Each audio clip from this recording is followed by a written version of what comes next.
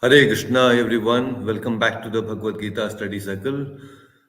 We are in 162nd session of the Bhagavad Gita study circle, and we are discussing chapter number 16, the Daiva Asura Sampat Yoga. So it's a very Daiva Asura Sampat Vibhaga Yoga. It's very important and special uh, chapter because it actually differentiates between the divine and the demoniac people. Very important chapter for all of us to know because we are dabbling with these two divine and demoniac qualities in our own selves every single day. So it becomes even more practical for all of us to actually understand this particular chapter in depth. So those who are listening on YouTube, you can say Hare Krishna, you can comment, and devotees who will be joining on StreamYard, they will soon come and they will be a part of it. Okay, so just like we do it every time, let us begin with the pranam mantras that will be displayed on the screen. So kindly join your palms and chant along with me the pranam mantras. So we have the pranam mantra displayed. Let us dedicate this session to His Divine Grace, A.C. Bhaktivedanta Swami Prabhupada, the founder Acharya of ISKCON and my beloved spiritual master. So kindly join your palms and chant along with me. Namo Vishnupadaya Krishna Preshaya Bhutale Srimate Bhaktivedanta Swamin Niti Namine Namaste Saraswate Deve Gauravani Pracharine Nirvishesha Shunyavadi Pashyat Deshatarine Jai Shri Krishna Chaitanya Prabhu Nityananda Shri Advaita Gadadhara Srivasadi Bhakta Vrinda Hare Krishna, Krishna Krishna, Hare Hare, Hare Rama, Rama Rama, Hare Hare. Om Ajnanatimirandasya Jnananjana Shalakaya Chakshurunmilitam Mena Tasmai Shri Guruve Namaha. Hare Krishna. So, welcome back once again, all of you. Thank you so much for joining. Thank you, Mataji, for joining on YouTube. So, in the previous session, we had discussed this very important verse number 8. Of course, we had discussed few others also.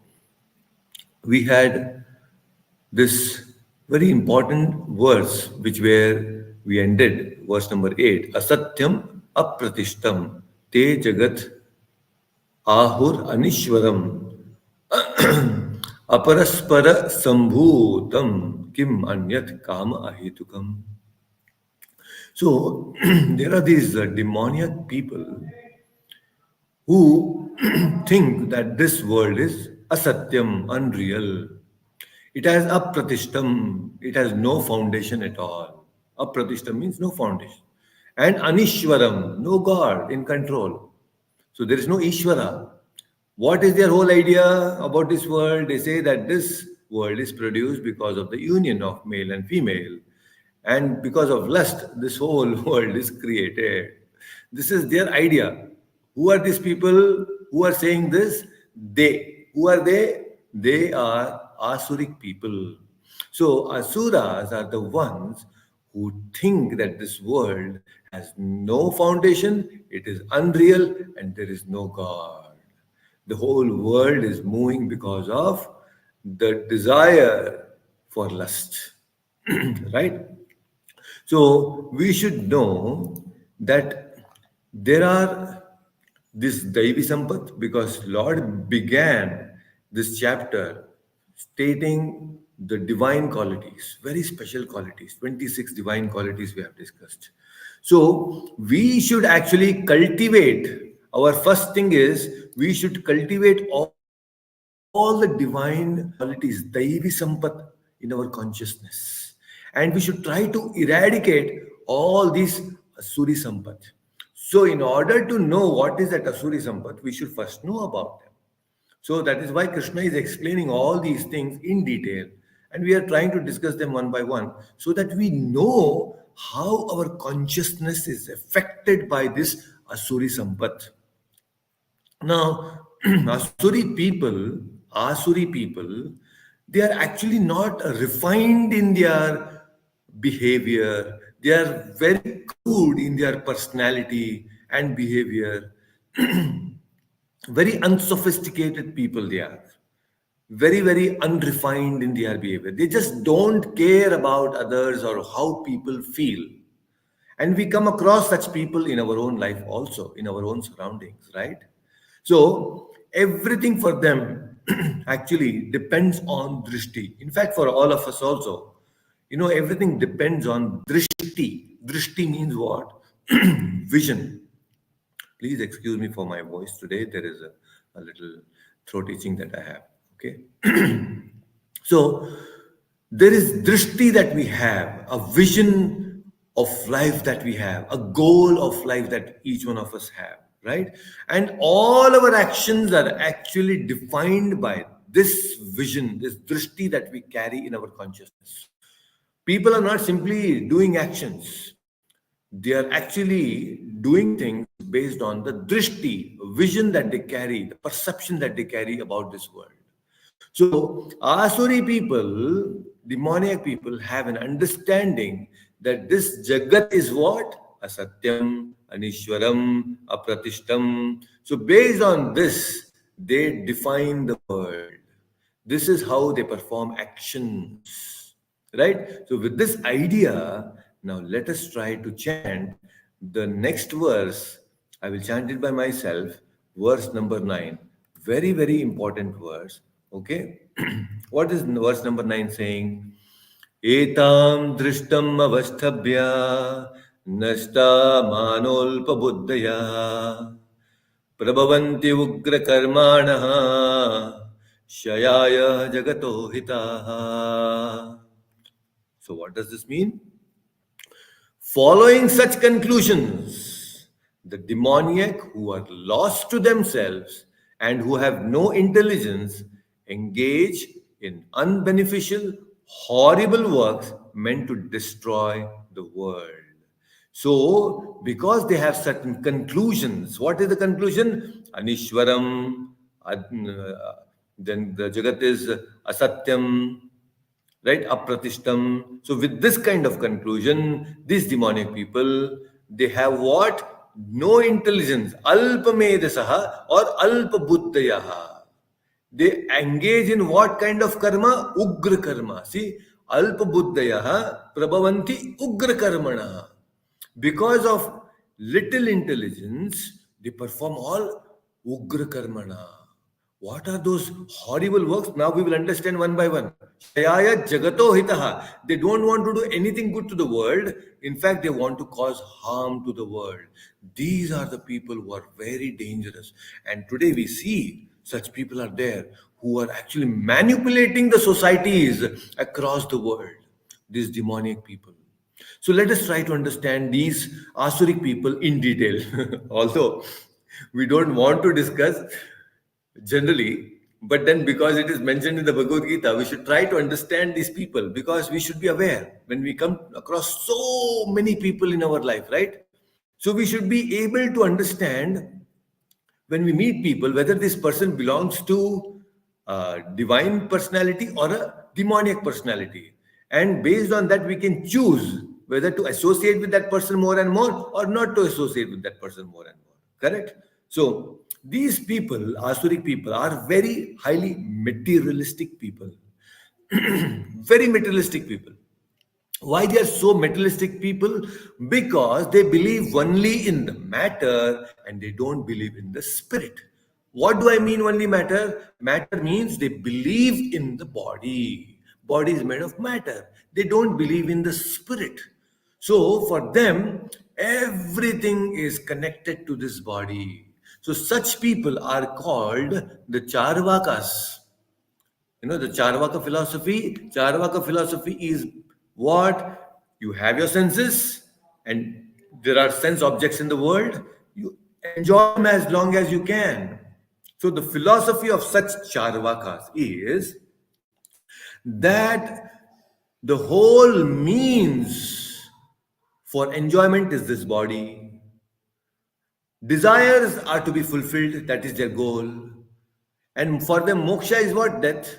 After that, there is nothing. Once you die, everything is finished. So that is what they believe in. They believe what they see. They are so confident that all that they are able to see through their eyes is the truth. That is what they believe. Many people say that I believe only what I see. Seeing is believing. So such people, they become like a frog in a well. Why they're called frog in a well? Because what they see is only that which is there in the walls of the well. Beyond the well, they cannot see anything. For them, the world is the well. So such people are frog in a well. They don't see the big ocean that is there outside. So similarly, such materialistic people, they think that this body is the only world. Whatever you want to do in this life has to be done with this body, and you have to satisfy this body, and happiness is related to this body. This is their understanding. But please understand, and you yourself ask this very important question. You have this experience also. Don't you think that our senses, eyes, ears, nose, whatever, all these five senses, are they not limited? Each one of the senses that we have are so limited, and the perception of these senses is so limited. And with this limited senses, we want to understand the infinite universe. The universe is so huge. What are we? We are just a speck in this universe. And with this alpa buddhaya, with this little intelligence, we want to understand the macro, such a huge universe. Is it possible? There are so many micro and macro things in this world which we cannot understand through our senses. There are so many things that we cannot see. Please understand. The microorganisms, there are so many on my hand, I cannot see. There is no question of me seeing the microorganisms in my own hand. I don't see the radio waves, I don't see the internet waves that are there in your home right now. We cannot see them, right? But we believe. There are so many things which we cannot see through these eyes, but we try to believe, we try to understand. Forget about that. The most important thing is, you know what? The thing is, many things that which we see are not true. See, many true things which exist we don't see. That is number one. But many things which we see are not true also. For example, the blue sky. Is the sky blue? You see the blue sky actually, isn't it?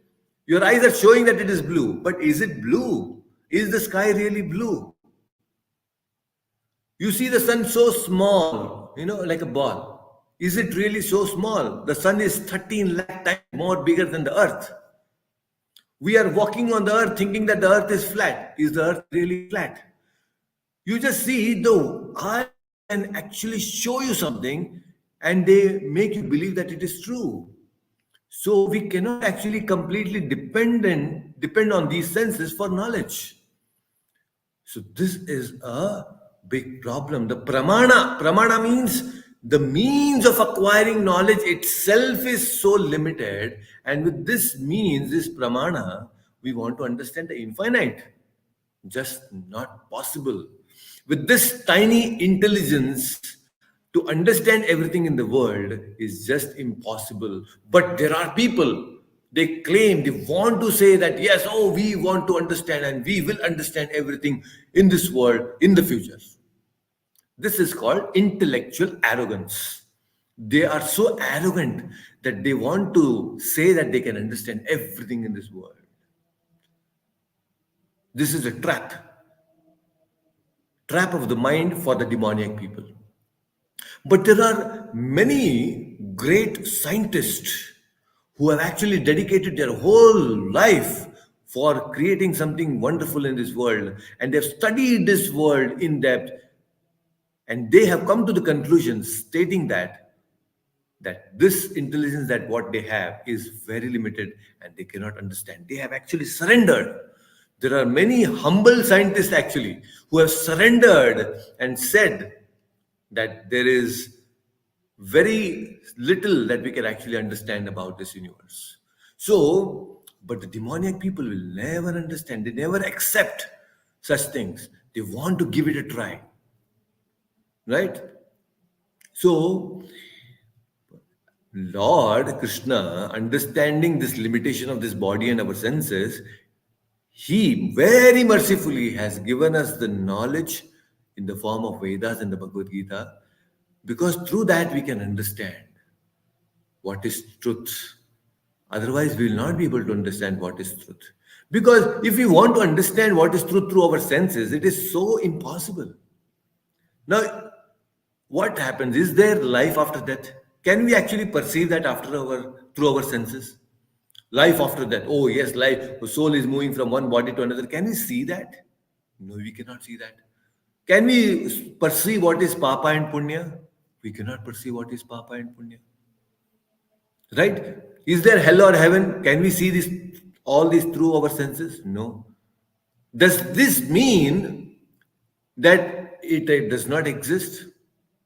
So I cannot prove it, I cannot disprove it. Still, I have that intellectual arrogance that I will prove everything one day. So please understand this Asuri people, I'm talking about the Asuri people. The Asuri people are always thinking that this body, this mind, this intelligence is all in all. They reject the Vedas. They completely reject the Vedas. They have no understanding about anything in the world. And because they reject the Vedas, they cannot see what is the truth. You just imagine you ask a blind person, oh, what is the color of this chair? Or what is the color of this laptop? A blind person cannot understand. He cannot give you the answer because he does not have the means. So, similarly, if you want to understand this universe, we do not have the means. How can we actually prove that? If you want to understand something, then you should know, you should have the right instrument. We do not have the right instrument. If you want to gain knowledge, you have to have proper ears, right? So that is why Krishna said, okay, people cannot understand the universe through this instrument. You can only at least get an idea and knowledge through the Vedas, because the Vedas are given by me and I have complete knowledge. Take this and understand with faith, and then you will be able to realize everything. People don't, these Asuri people don't believe in the Vedas, they try to believe only in themselves. Right? So, if we want to understand God, this instrument is not enough. We have to have Shruti Pramana, not this Pratyaksha Pramana. Shruti Pramana means that which comes through the Shruti Vedas. And because such people, Asuri people, they ignore the Vedas and they also ignore the realized great masters, spiritual masters. They are called Alpa Buddhayaha. Right? They are called Nashtatmanaha. Why they are called Nashtatmanaha? Because they are less intelligent and they try to destroy everything because they have no guidance from the right people. Just see? They have got such a wonderful, rare human birth, human life, which is so rare, isn't it? But they completely misutilize this human form of life and then completely destroy this human form of life. The true essence, the happiness, which is actually can be offered through this human form of body, is completely ignored. This has a great potential. Human life is having the potential to give you the wonderful, blissful life. You can escape this materialistic life actually. But then, because they don't accept the Vedas, they don't accept the spiritual masters, Guru Parampara, they completely are away from reality. They are so close actually. Asuri people, in one sense, they have a human form of life, but they are so close to achieving reality. But then what to do? They are Nashtatmana. They become Nashtatmana. They just don't positively construct something but they negatively destroy everything that is good in this world also. So many good things are there in this world, but they destroy everything. That is their problem. They destroy. How do they destroy this world? Because everything they think that in this world is for my enjoyment, and they want to everything take it for their own benefit. This is the problem. These people are very clear. What are they clear about? They're clear about that this body is mine and happiness comes from this body. This body means what? I alone exist. All others are what? Different from me. I am what? This body. Others are different because they have different bodies.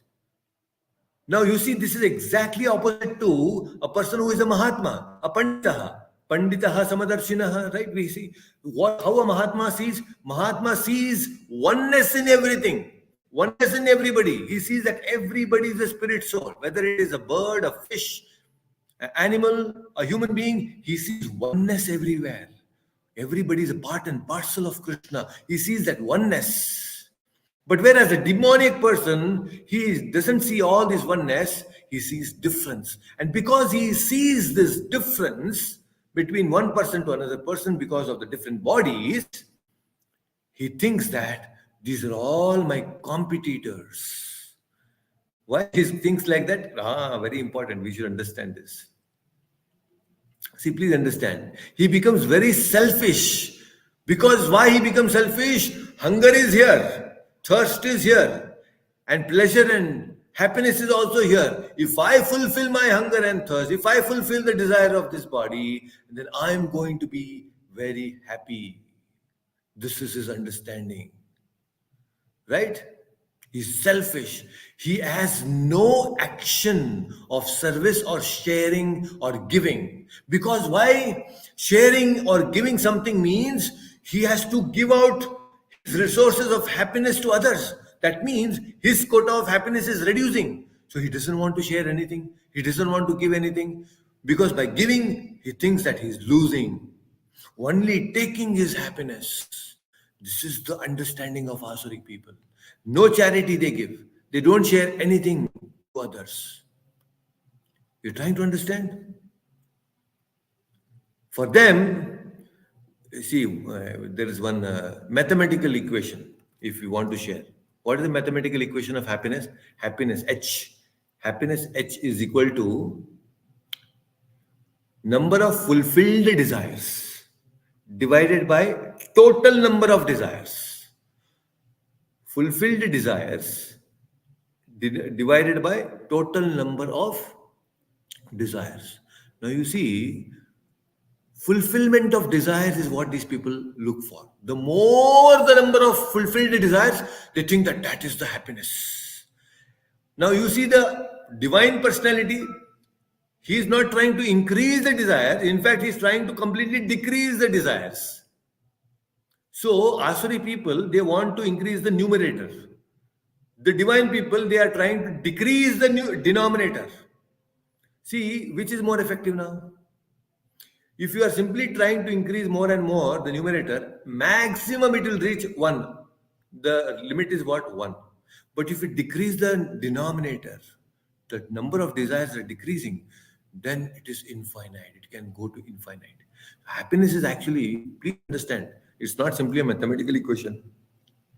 If you deeply think about it, your happiness is not coming because of your fulfilling many desires.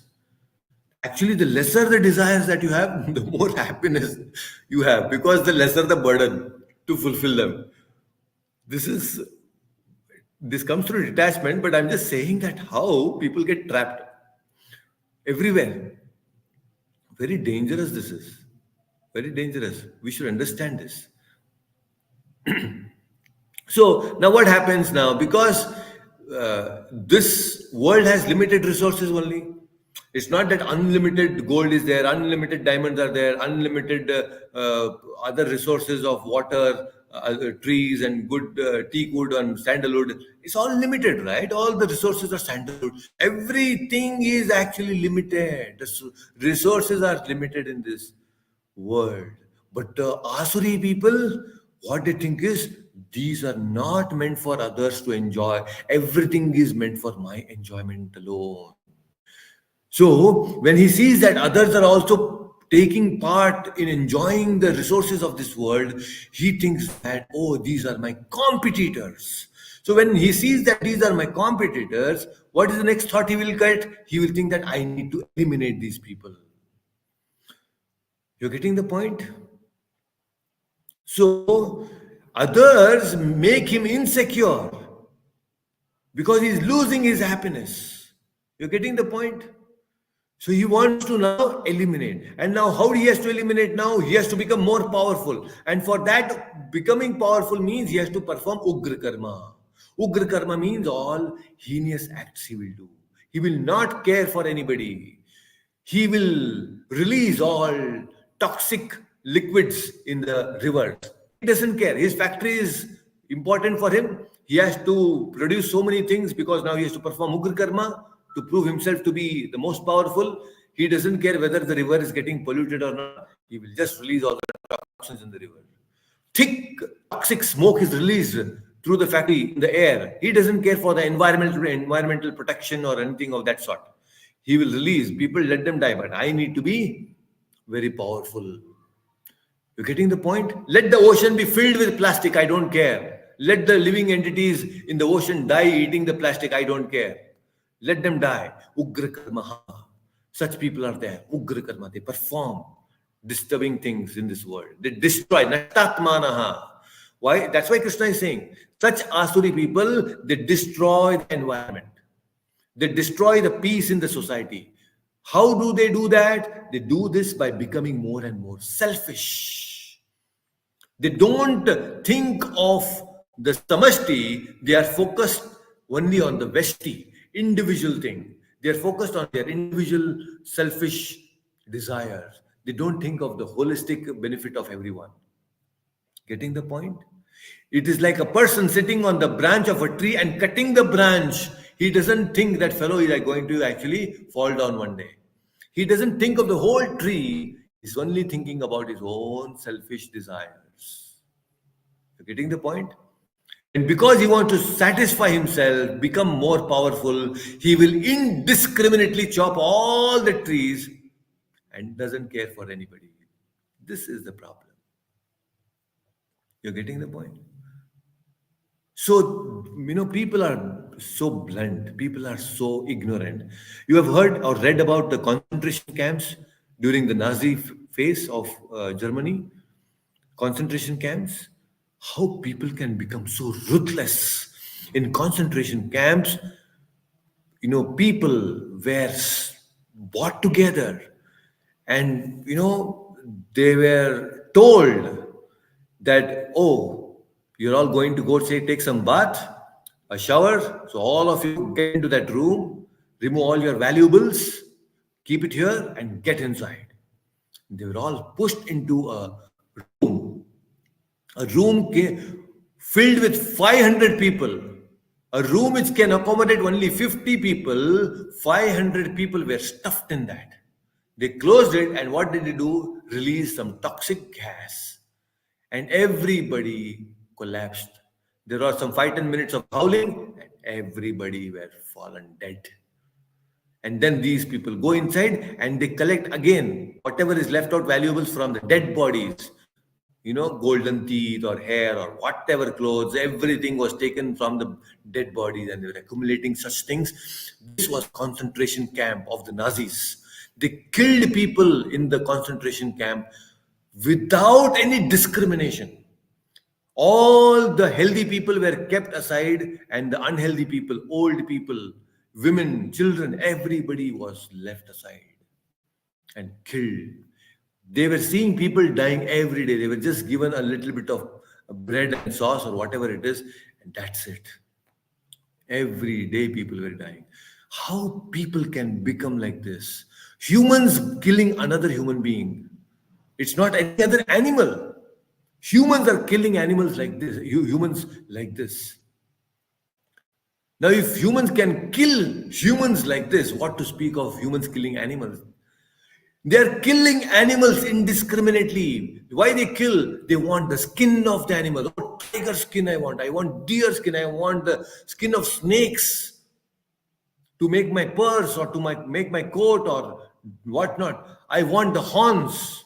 I'll kill the deers. I want to satisfy my tongue. I will kill the animals. Asuri people. Ugra karmaha. Nashtatmanaha. Rightly, Krishna is addressing these people. Don't we see such people in the society today?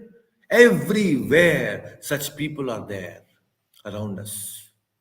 So we should actually, when people come and say, oh, see this, my purse is made up of this leather, we should not be proud. Oh, you have such a nice purse. We should not appreciate. We should only understand. It's only an indication for us that this person is Asuri. Knowingly or unknowingly, he's an Asuri person. You getting the point? Very dangerous these people are. Let us chant the next verse. What Krishna is trying to say in the next verse, we'll try to understand. That is verse number 10. 10, and we'll try to see if we can cover 10 and 11 and also 12. Let's see. 10 and 11 we will do together today. Kamam ashritya dushpuram dambamana madanvitaha mohat grihitva sadgrahan pravartante suchivrataha. The translation: taking shelter of insatiable lust and absorbed in the conceit of pride and false prestige, the demoniac, thus illusioned, are always sown to unclean work, attracted by the impermanent. Please understand. Right? So, because of insatiable lust, they're absorbed in what?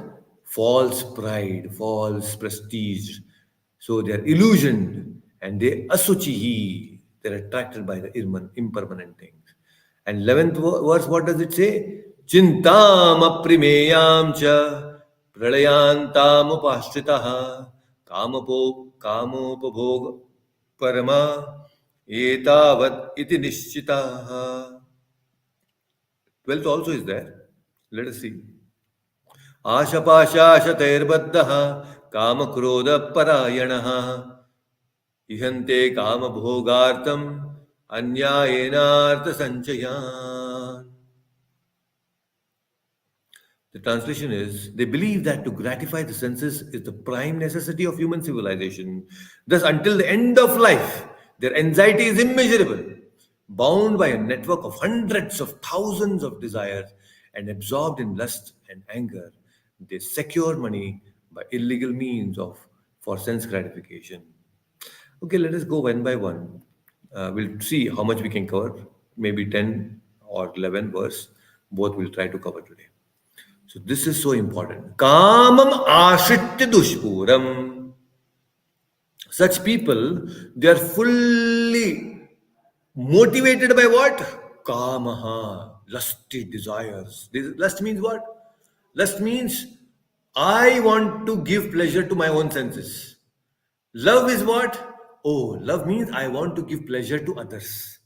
Lust is I want to enjoy myself alone. That is lust. This is the difference between lust and love. Okay? So, the very first characteristic of all the problem is what? Mohat grihitva. So, moha means what? It comes from ignorance. Moha means illusion. Illusions come from where? Ignorance, ajnana. When there is ignorance, ajnana, it leads to moha, illusion. From moha only comes what? Asat grahan grihitva. Holding to the false values. Because now illusion, moha is there. What are you doing?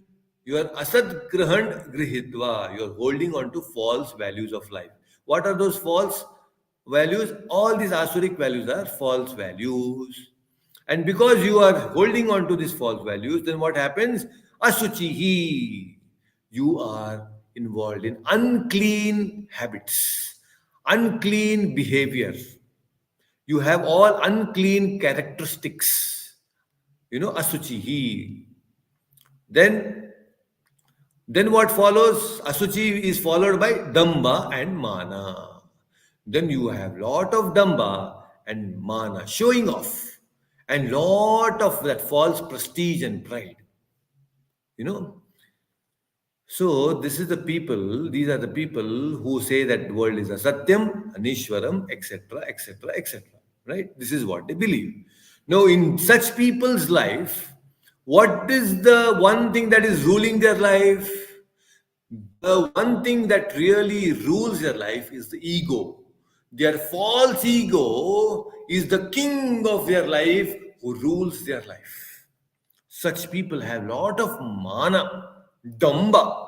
Because they have the damba and mana, that false ego, it makes them feel that you are the king. They don't believe in God. They think that they are God. This is what they say and believe. Ego rules their life. They don't allow God to rule their life. And if they want to rule through this ego, the ego need to swell up, right? Because when the ego swells up, they become happy. Now, the source of happiness is what? The swelling of ego. The more the ego swells up, expands, then he becomes more and more happy in life. Isn't it? Now, the question is, how does this ego swell? How does this ego expand for such Asuri people? This is very important. So, the ego expands. Our ego expands, the false ego, when there is award, there is reward, there is recognition, there is position. Huh? When you have all these different things in your life, then our ego is expanding, it swells up so much, right? Kamam ashritya dushpuram. It follows them, right? Kamam. He wants to fulfill all his desires now. So that is why they are thinking of fulfilling the desires. Please understand. You're getting the point? Now it is exactly opposite to the divine quality. No desire is a divine quality. Full of desires is demonic quality. Right? You remember that formula of happiness equal to what? Fulfillment of desires divided by total number of desires. This is very clear. You think today. Today you just sit and think and count all the fulfilled desires and the desires unfulfilled or number of desires that you have. You will definitely see your fulfilled desires will be in this much only and unfulfilled desires will be this much. You make a list today. That's the homework for you today. And if your unfulfilled desires are this much, sure you are unhappy. And that is the case with most of us. Okay? Dushpurena lena cha. Each desire is insatiable. Right? If you try to pour petrol or ghee in the fire, it is not that it is going to be switched off. You are going to increase the fire more and more by putting petrol and ghee. It is not going to subside. Please understand. So if you try to fulfill the desire, it is only going to increase more and more. The number of desires increase more when you try to fulfill them. This is the nature of desires. Kama bhoga parama. What is this philosophy? Kama bhoga parama is the philosophy of their life. Life is nothing worth. Only satisfy your own desire. This is the nature of demonic person. Devotee's characteristic is what? His philosophy is mat parama. Oh my Lord, you are my goal. Demonic person, kamopabhoga parama. Desires are his goal of life, not Krishna. You're getting the point? So, such Asuri people, their whole concentration is what? On Damba, Mana. And only when this Damba, Mana is swelled, they become happy. Now, how does this affect us? Please understand. We should really understand these principles in depth, because if we don't understand, then we will be trapped. Somewhere we are becoming unhappy. We want to be happy, right? You all want to be happy, right? If you want to be happy, then please listen to this very carefully. See, happiness will not come by pampering our ego. You cannot pamper the ego more and more and call yourself, oh, I'll be happy. No. But most of the people today, what is happening today? They are only pampering the ego. They're working hard for what? Pampering this ego. This is the problem. How do they pamper the ego? You see carefully. They want to have a big house, a very good house they want to have. Why do they want to have a very big house? When only one husband, wife, one child is there, they want a 5 BHK home. They want a 5 BHK home where? In a very, very famous neighborhood where all the famous celebrities are there. Very posh locality where everything is there, where who's who, most important people in the society are staying together. I want to be in such neighborhood. Why? Because he is defined by the environment. He is defined by such neighborhood. Please understand. So, an egoistic person is constantly measuring his success through these parameters. Mana means what? Ma means measure. Ma refers to measure. What is he measuring? He's constantly measuring his self worth. Asuri person is constantly measuring his self worth. How? By finding a posh area, a good house, right? All good, nice clothes. All these things are actually a reason for him to be defined. His definition of life is fulfilled by having such things around him. You're getting the point? Why? Because when somebody comes and asks him, where do you stay? Oh, I stay in such a such person, such a such area. Oh, you stay there in that area, that location. Yes. Ah, I feel so nice when people ask them this the question, isn't it?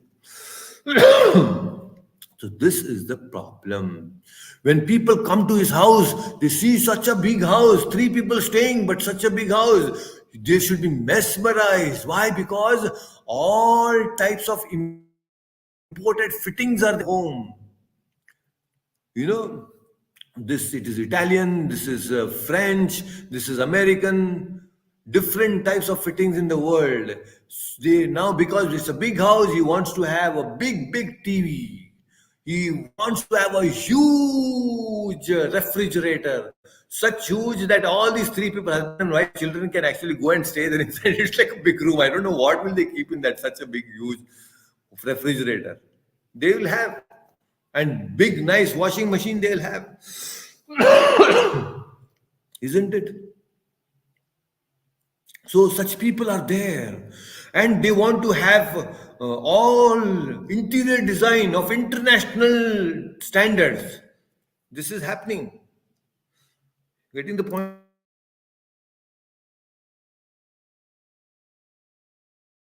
Excuse me. So this is what they have. They want to show off everything that they have, and the most important thing, the vehicle that they travel is very important for them. Why? Because see, house not everybody can see, no. Only few people, guest people, the close related people only can come. But you have to have a very nice car which is sophisticated, a BMW or Mercedes. Why? Because people on the street, even strangers, can see your car and they'll say such a wonderful car, and you will be looking at them sitting inside from the window, the expressions of people, and seeing the expression of the people, this person's ego is swelling, isn't it? All in the traffic signal, when your car starts and people are coming and looking at you inside the car, they're peeping inside, and you are like, sitting and as if you're doing some work on the laptop there, and you are actually with side glances, you're looking at the people's expression. Oh my God, see how people are so foolish. Excuse me. Isn't it? There was this one advertisement earlier. There was Onida TV. We used to get Onida TV. Onida TV's tagline was what? Remember anybody? Tagline was, Your neighbor's envy, owner's pride. Neighbor's envy, owner's pride. If you have a Onida TV, what is this? See, these people know the great big multinational companies have understood the psychology of people, and they are actually nicely squeezing out this very particular asuric emotion and extracting everything from you. They are actually milking all the good things from you. All your hard work is milked by these multinational companies. People are don't understanding. They don't understand these things. Very, very dangerous. Actually, this is related to one more very important topic of the society formation, the Varnashrama, but I'm not going to go there today. But such a person, he actually becomes prosperous by showing off to people. His prosperity is based on the people, not on his own capabilities sometimes, but he gets the joy only when people actually praise him. Now, it's not just about home, it's also in the family functions. Such people, when they attend family functions, what happens? The people, when they attend family functions, there also you want to actually show off you want to boost up your ego. How? Your wife should have a golden ring or a golden necklace. So now it is not even a golden ring. The next level is what now? Platinum with diamond on that. A platinum ring with the diamond. That is the next level of standard. And if your wife is wearing that and people are looking at it and asking her, that actually is what? You are silently passing on the message. Silently passing the message. I am such a great person. The message is gone silently. Now, in that social gathering functions, when people come and ask you, where do you stay? What does your company is all about? You say, I'm working in such a multinational company. Which school is your child studying? Oh, my child is studying in such a prestigious international school.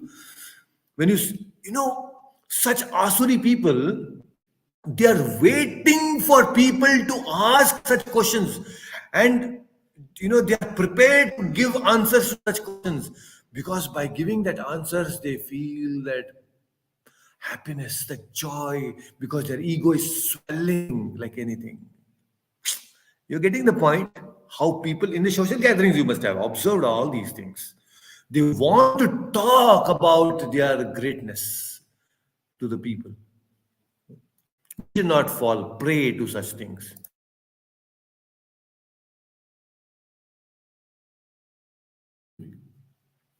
And such people, do they pray to God? No, not at all.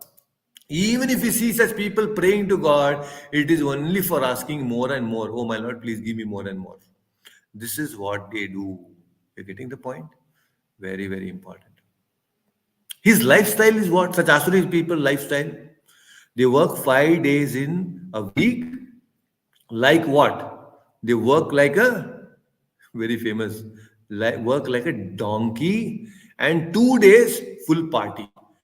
Weekend is like for them, go to the pub and bar and party late night.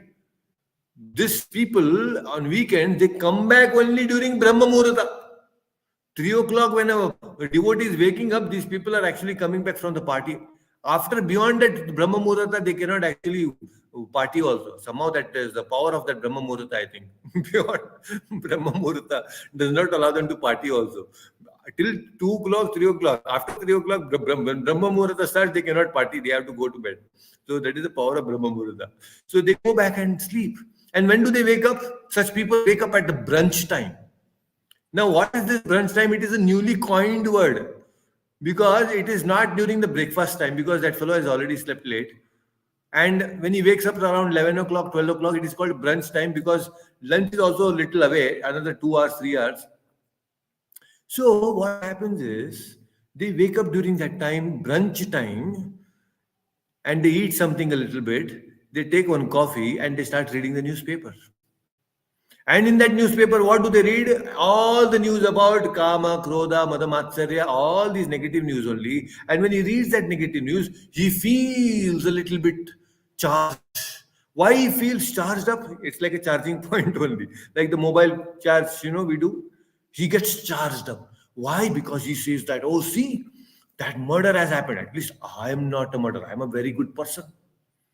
Such wrong thing has happened there. In that society, there is so much of chaos and riots are happening. In my society, there are no riots. So I'm much better. So that is a charging point. When he reads the newspaper, he gets charged up for the whole day. Such people are there. You're getting the point. So it is completely misconstrued truth. We are so away from the truth. And you think that these people are really happy? What is the status or what is the state of such people? They are not happy, please understand. Externally, they may be showing that they are very, very powerful, but internally, they are burning with worry, chinta. That is what verse number 11 is saying. It is saying that how we are constantly burning with chinta. What is chinta? There is a very nice proverb. There is a saying, Shubhashita, Chita and Chinta. Uh, Chita Chinta Samayukta Bindu Matram Visheshataha Sajivam Chinta Sajivam Dahati Chinta Nirjivam Dahati Chita.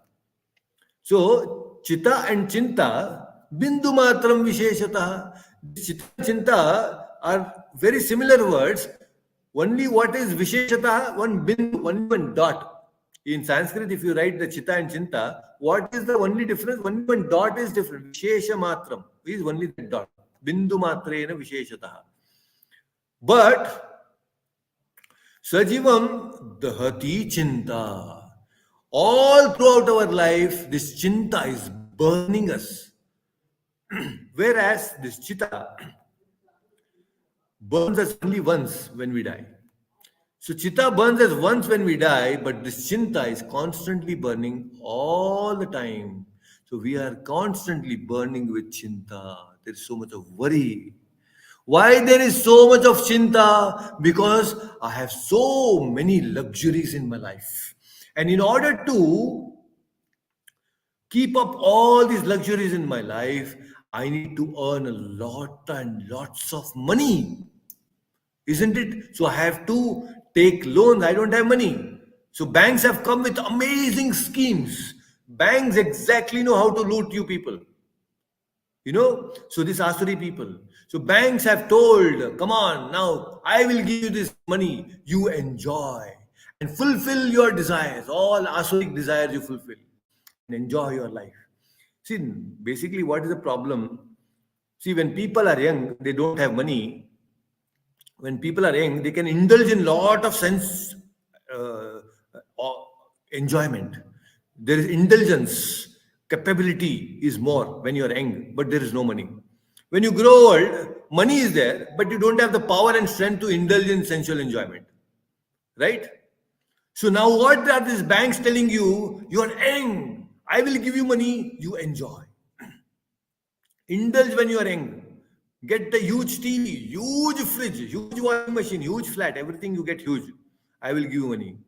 But you pay me what? EMIs every month. So now every month such a person should shell out all the money outside.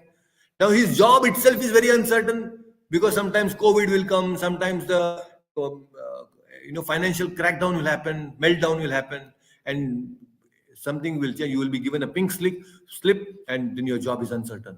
So that is chinta. So an egoistic person is constantly affected. He's hugely affected by such external things and he's in worry constantly. And even in the office, an egoistic person gets disturbed with the slightest insult. Somebody questions, why did you do like this? It is inappropriate. Gone, that's it. His moment to touch his ego, he becomes agitated immediately. He will be disturbed. The more the ego, the more the disturbance. They're directly proportional. Getting the point? And because now he's been questioned, and he will think that, oh, I have not fulfilled my target. The boss is asking me about the target. So he goes back home very late. And when he goes back home very late, he is still with the laptop. And while eating, he's working on the laptop. He has no time. You're understanding? There is no time. He is working day and night now. And there's little child at home. The child is waiting to share, talk to his father, and he has no time for the child. The child is looking for father's love, and there is no love. The child wants to share everything that has happened in the school, nobody to listen. Now, what is the condition of the wife? She is also working because now the pressure is more, because so much of material things they have bought. Now to give the EMIs, even she has to work. So she is also going outside, and she is also trying to work very hard, and she has her own bundles of stress and strain and expectations from the bosses, her own bosses. She comes back with all that stress, and this husband is in stress, the wife is in stress, and the child who is staying is also in stress because he's studying in an international school. And because international schools have their own international standards, they have also a lot of stress. Children in government schools are much better. They are just growing at their own pace. Nicely, with the environment they grow. They go out and play with butterflies, with the animals, and so many things. Government schools, in one way, they're better. This international school, there is so much of pressure today, isn't it? Now, this husband is like a sitting volcano, wife is like a sitting volcano. Both are under stress. Anytime they can burst. See, in Vedic times, it was not like that. Please understand. In Vedic times, the husband, we used to go work outside. If there is any stress outside, he comes back home.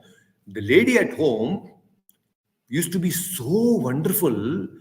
She used to talk nicely, listen to him nicely, and absorb all the stress.